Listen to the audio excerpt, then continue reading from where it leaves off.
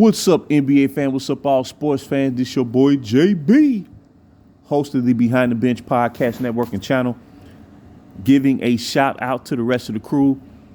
Shad, Kelvin, KB, Film Room, Big Dog Talk Sports. That's right. For everyone who's tuning in, keep supporting Behind the Bench. Subscribe to the channel. Help make the show the best that it can be. Let's get right to it, man. Let's talk about this injury bug that's plaguing the NBA. Let's talk about this injury bug. And I'm going to tell you, like I say, we are the grassroots sports channel on YouTube starting out. And a lot of things is going to be said about this particular issue. It may not be popular, but I like to try and dot all the I's and cross all the T's and really do research as to deciphering and determining what the point of origin is regarding a particular circumstance. Now, in the past, we see injuries in sports all the time. We see that. We see that. No doubt about it, man. No doubt about it. It's professional sports.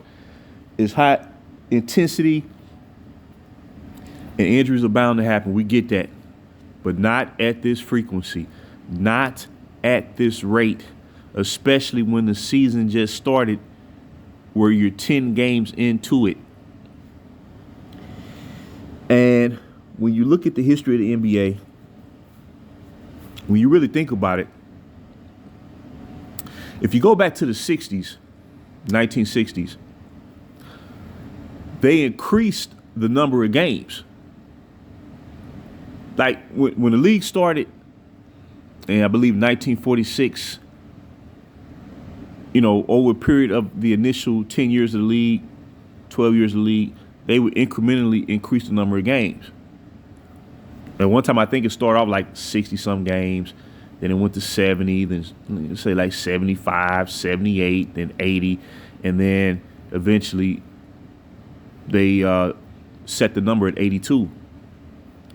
Now, I'm sure when they did that, the people who ran the league during that time, I'm sure they did study, right? And came to a conclusion, we can increase the number of games. And I guarantee, well, it's safe to say that if injuries had occurred at the rate that we're seeing it now, they wouldn't have did it. They would not have done it. So what I'm getting at is, through the 60s, the 70s, the 80s, we didn't see injuries at this rate. The basketball dimensions were the same. The court size was the same, like 92 by 46. The rim, 10 feet. 10 feet above the court. That's been the case really since the league started. You know what I mean? So the dimensions haven't changed. Okay. So when I look back at this issue, man, and now we're seeing superstars succumb to injury. And I'm not trying to differentiate and say superstars are more important than role players. That's not what I'm getting at. But what I'm saying is, you would think the superstars would be the players that would incur injuries at a lesser rate than other players, throughout the league. So when I trace back to when we really started to see these injuries mount, and particularly at the beginning, at the start of the NBA season, and I know this ain't popular, man, but look, this is what I determined. Now, remember, like in the 1980s, man, Now the thing about it too, now every decade or let's say every generation, every 20 years, you see players competing in the league for, a longer duration of time. Like it went from like you saw players customarily play, have a 10-year career like they did throughout the 50s. Then it went from like, let's say 12 or 13 years, like Jerry West and the Elgin Baylors of the world and Will Chamberlain's played about 13, 14 years. Then you start seeing players, 15 years, 16 years. Then every now and then you will see a Kareem Abdul-Jabbar play 20 years, John Stockton and the Reggie Millers, people like that played like 18, 19 years. Okay. When I trace this back to the point of origin, as far as these rash of injuries, I trace it back to the season that started after the bubble. That's when I trace it back. Now remember, the bubble started 4 months after the league stopped play about 70 games into the 2019-2020 season. Because of the COVID that became a pandemic. They reached pandemic proportions, right? So the NBA shut down play just as the National Hockey League, just as the NCAA committee, as far as the NCAA tournament, any sport or sports league that was active during that particular time, it was shut down, appropriately so. Then 4 months later, about three and a half, 4 months later, they started the bubble, the NBA bubble. Now, remember what happened after the bubble ended. The bubble ended like late October, right? Now, remember, they had to condense the off-season period, which is normally 3 months, right? They condensed all of that into 2 weeks. Training camp, preseason games. Well, first of all, the draft, free agency, trades, training camp, preseason, and they condensed that into a 2-week period. And then the players really only had like weeks to prepare for the following season, which started around like December of 2020 for the 2020-21 season. And you can tell that players were out of shape. They was a step slow, lethargic. Remember what happened that year? We saw, actually players were getting injured in the bubble because basketball players, NBA players are not used to competing during the summer months. The summer months is when the off season take place, and that's when they, rest and recover, prepare for the next season. I remember week 1 of that bubble, Jonathan Isaac, the center for the Orlando Magic, he suffered an ACL injury, and it's taken him like 3 years to recover from that.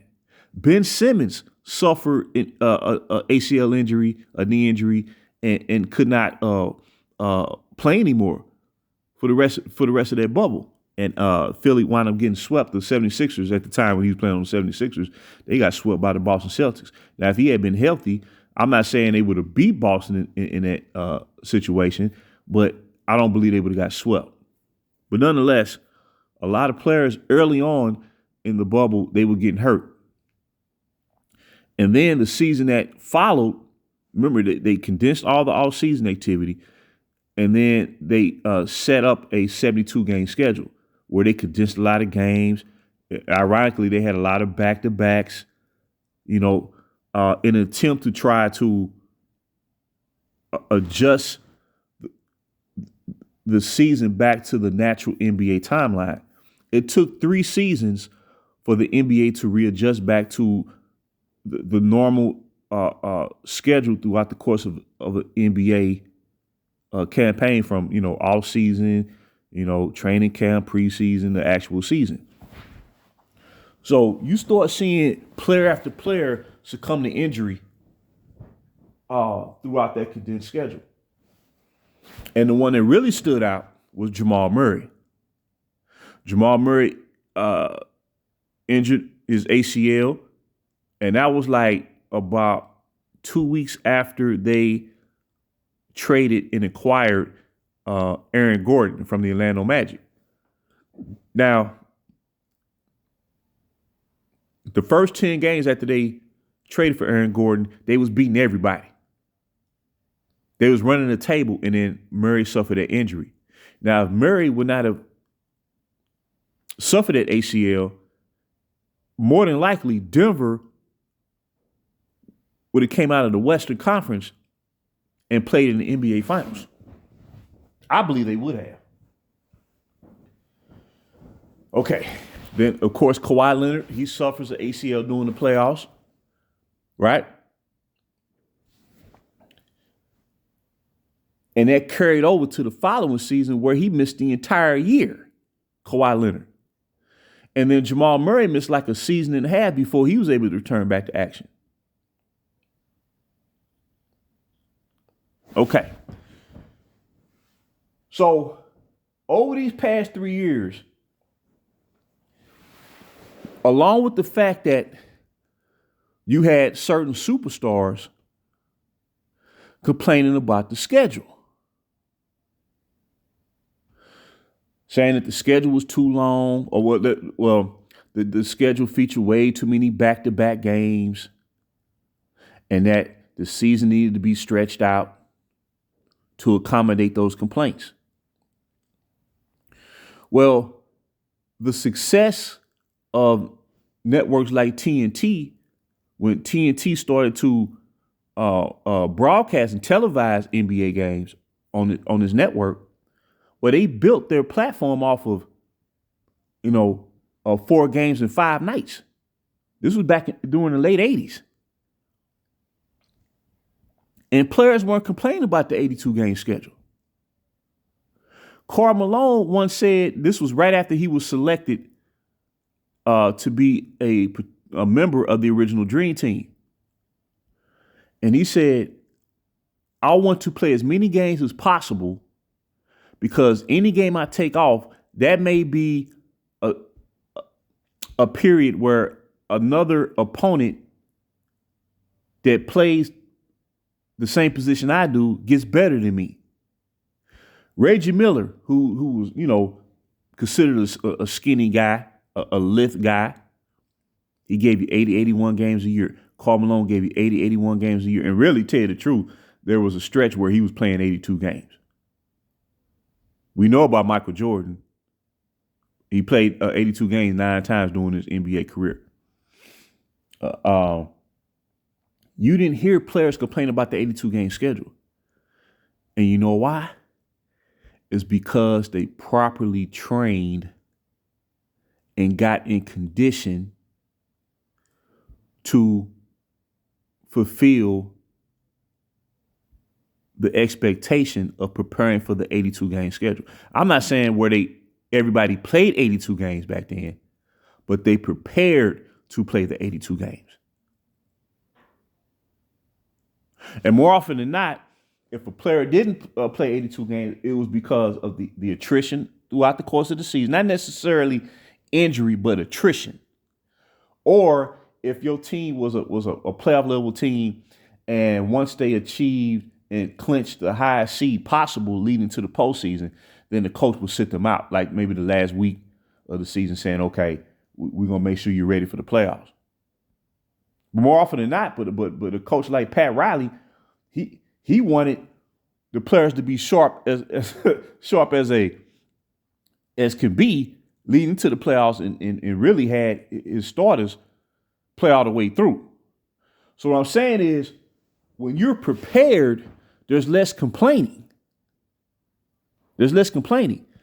So what has happened is, over these past 3 years since the bubble, and that's why I believe the bubble never should have happened. It threw the entire NBA schedule and the rhythm and the flow of the NBA season throughout the year. It threw it off whack, and it threw the players off whack.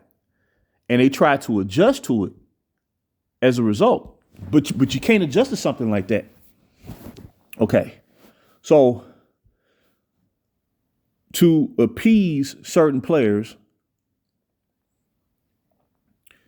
the league agreed to stretch the schedule out.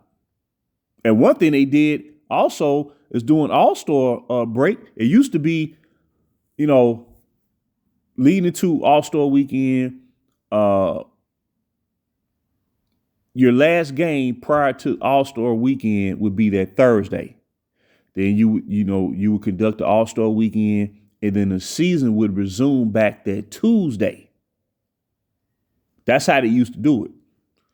But now there's a full week between the last game prior to All-Star break, and then the season resumes that following Wednesday. So it's a full week. Okay. God dang it. Okay. So you eliminated all these back-to-back games, right? Well, to do that, something has to be compromised. And you can't compromise the postseason because the postseason is the postseason. And even in the postseason, they've stretched that out. See, it used to be, man, I'm telling you, it used to be automatic where, man, when the playoffs started, man, the games would be like every other day. And then, like, let's say the home team, the higher seed team would host the first two games. And then for travel purposes, you have an additional day in between game 2 and game 3. But sometimes that wouldn't even take place. But it was a better rhythm. And I believe the rhythm is what prepared the players to diminish the chance of a major injury taking place. It was a better flow. But when you have these gaps in between games, man, I believe that compromises the players and leaves them susceptible to injury because they're not in rhythm. Okay, so something has to be compromised. What was being compromised is the most important aspect leading into the season, which is training camp.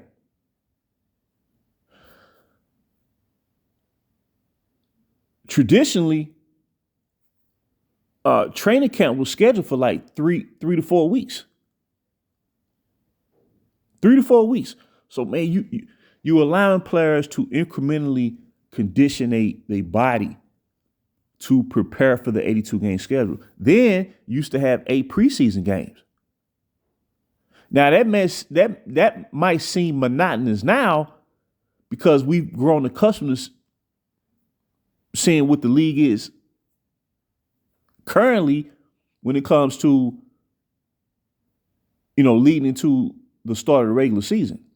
But it wasn't monotonous because that formula worked because you didn't see injuries to that degree. And if you saw a major injury to a player, like let's say like Bernard King suffered an ACL injury.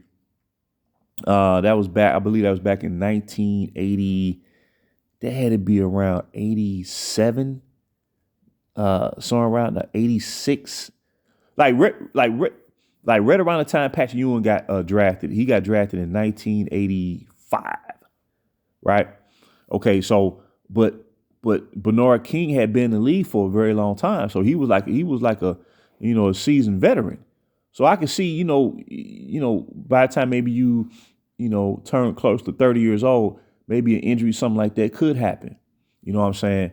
But we got so many young players now, like in their early 20s, suffering major injuries. Okay, so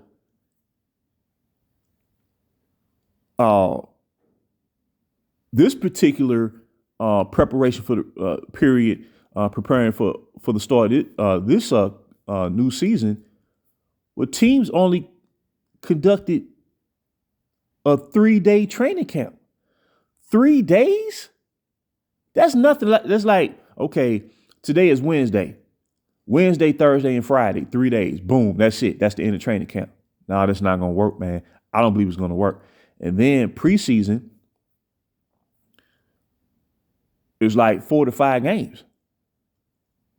You see what I'm saying? And mainly you're playing the young people or like players from your G League affiliate squad doing that situation. But back then, the 8-game schedule, you have plenty of time for your main players to get prepared, as well as, maybe like your role players or players who may not see a lot of playing time throughout the course of the regular season. But you didn't see these injuries, man. You did not see these injuries to this degree. I'm telling you.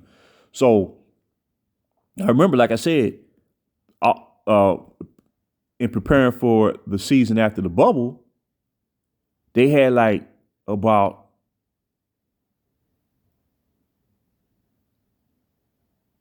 4 to 5 days of training camp, 2 to 3 preseason games, and you throwing them players out there to the wolves. Well, what do you think is going to happen? You're going to see injury after injury after injury after injury after injury. Now, recently over the past week, I've seen commentators on NBA broadcasts, and I've seen former players allude to the fact that, number one, training camp is not long enough to get these players prepared. Also, they're not practicing. See, what I'm trying to say is, man, this, like, when you say professional sports, well, like, it's one thing to be like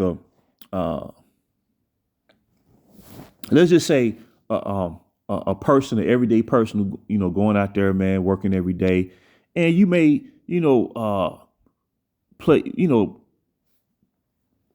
play recreational level sport, like on a recreational basis, like basketball or whatnot, to keep yourself in decent shape. But when you're talking about a professional athlete, man, that's like the creme de la creme, and you have to prepare as such. So it's almost like when these basketball players prepare for the season, they're not preparing as professional basketball players. It's almost like they're preparing as like amateurs. You see what I'm saying? And you're not going to get the results. You're not going to get the results that you're looking for. So this is just based on historical precedents. This is not me trying to give an opinion. I'm just trying to highlight the events from a historical perspective, and then testimony from players, ex-players who competed in the league, who have spoke on this issue over the past week. So when I'm getting at, a lot of these injuries or lower extremity injuries, like calf strains, hamstrings. Their hamstring got nothing to play with. Their hamstring is nothing to play with. Because their hamstring tear, you're done.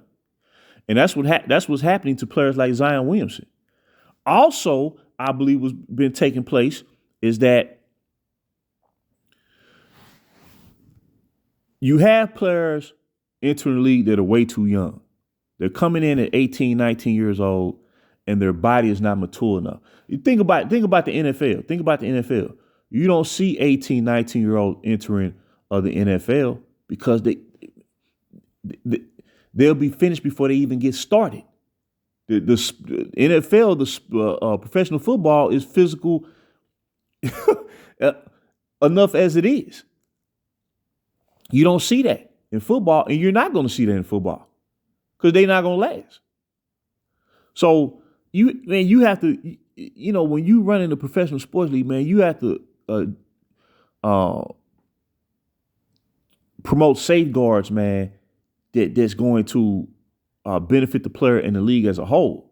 And when you lower the bar and you compromise and try to appease certain players to prolong their career, where you're hurting the rest of the players across the league. So what I'm getting at is, we attack the players, man. Like Zion right here. Kevin Durant is out for a number of weeks. He got a calf strain. John Morant suffered like a hip flexor injury or something like that, and he essentially missed a whole year last year. So he's nowhere close to where he was a couple of years ago. You have to build yourself up to that.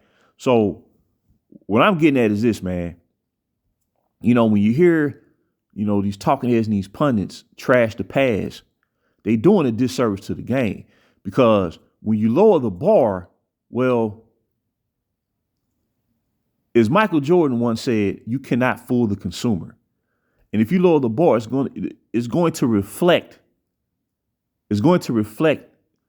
and impact the league dynamic in a negative way. The way I see it is this. What the NBA needs to acknowledge is the way the league was ran in the past was the appropriate way and that it worked. And they need to reacclimate strategies and measures to make sure these players are capable of playing throughout the course of an entire season. Like I say, you ain't got to play all 82 games. That's not what we were saying, but you a young superstar in this league, and you can't even make it 10 games before you get hurt. That's not an accident. It's not an accident, and I believe a lot of the factors that I just mentioned is playing into this problem, and until they correct it, as they say, if something's not broke, don't go trying to fix it, because eventually you're gonna break. You're gonna break it. That's what's going on. So the way I see it, man, it's almost like the b-ball guys, the basketball guys are saying, come back home. You cannot shortcut the game. If you shortcut the game gonna shortcut you. Not just from an individual perspective, just from a league-wide perspective, and it is difficult to be willing to acknowledge and identify the root of the problem. It's difficult to do that, but if the league want to function properly, and if fans can cut on the TV and feel confident that the star players are going to be in uniform to represent, then people are going to become more cynical, and viewership is going to continue to decline. So when we say the 80s were the golden era of the NBA, it constitutes everything involved in it, man. Knowing that the superstar is going to be out there, knowing that the competition is going to be, at a supreme high level on a night in, night out basis, man. And I'm not saying every team was good back then, but what I'm saying is you got to see who was who because they was on the court to determine who was who. But with these rash injuries, man, you look at Zion Williamson, man. That's an example to me of a young man who really should have stayed an additional year or two in college and really develop not just physically, but the players who entered the NBA during the 80s, 70s, and 80s. They had 3 years on average of college experience, and they was more prepared, as far as understanding the expectation, what it means to, become the star of a franchise. They had a better understanding of it. They was more prepared to take on that role. And I just think right now, when you got so many young players, I'm not saying all the young players are like that or lacking that, but more often than not, they are. And it's just a combination I think is leading to these injuries, man. It's not happening by accident. That's what I'm trying to say. And it's just mounting and it's mounting and it's mounting, and they're not practicing. That's been well documented. They're not practicing. They're not, what I mean by practice, I'm talking about real bona fide practices, man, like two-a-days. They mainly doing shoot arounds. And this has been documented.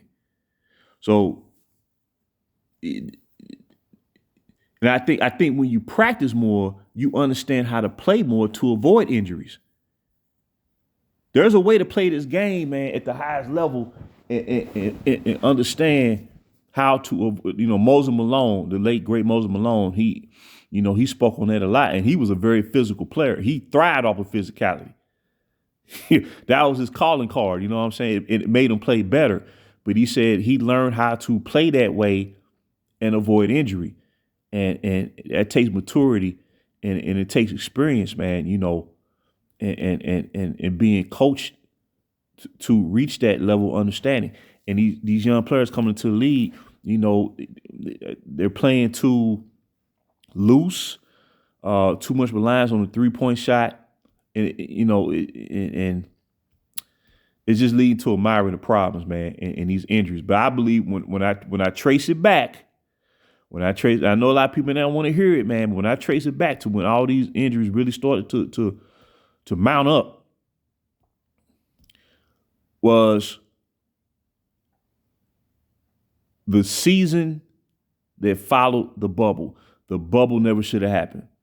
What should have happened was the season should have been canceled for the 2019-2020 season. On average, teams played 71 games. So there was enough games to issue, season-ending awards like MVP, league MVP, Coach of the Year, Defense Player of the Year, Sixth Man of the Year, Most Improved Player, whatnot, and rebounding champion, just to recognize that the season did take place. But staging that bubble was a huge mistake. It was a huge mistake. It threw the entire NBA timeline off whack, and it set the players up for failure going into that following season, because you had to try to condense, come up with a 72-game schedule to try to return back to the natural timeline. And it took 3 years for that. But I think that even now, it's like subconsciously the players have not adjusted back to the natural timeline in the grand scheme of things. It's almost like they're a step slow in a sense. The rhythm was thrown off with that bubble. So that's the conclusion that I reach when I look at this whole issue, but hopefully it'll be corrected somewhere down the line. But until next time, JB for BTB, Behind the Bench.